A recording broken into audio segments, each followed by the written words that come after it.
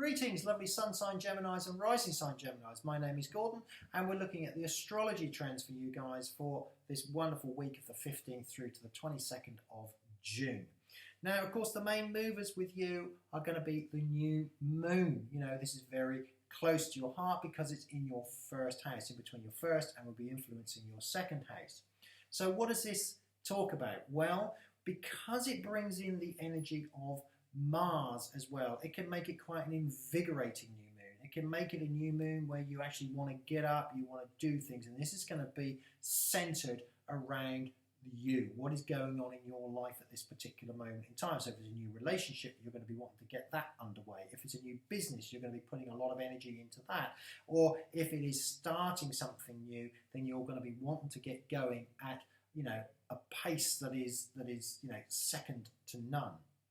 Now, as we go towards the end of the week, there is a bit of a caution here. So I want to say to you, don't burn your candles, don't burn yourself out, because as we go towards the end of the week, we see the sun, which is the vital energy for you and everything to enable it to take place, because it's physical energy, it's the you, it's the ego, it's the male part.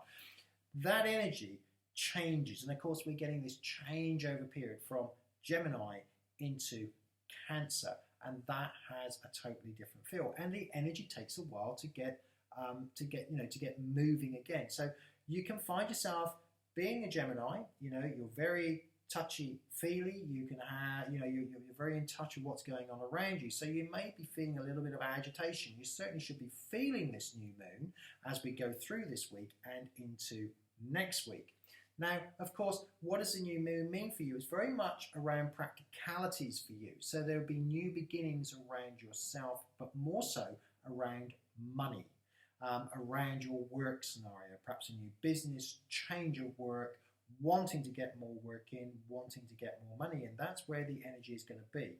What is it also going to be triggering? Well, interestingly enough, you're on quite a little, a fault line here, for want of a better word, in that you're going to be triggering both the third house and also your 11th house, which contains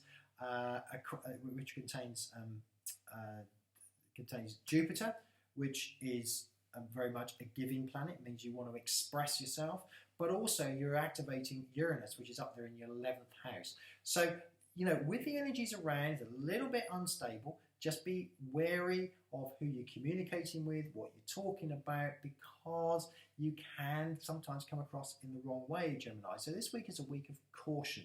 It's when we move into next week that we really start to see a much positive, more uplifting. Then is a time to put your foot on the gas. This week is a time for getting your nose to the grindstone, working out where you want to go and enjoying yourself.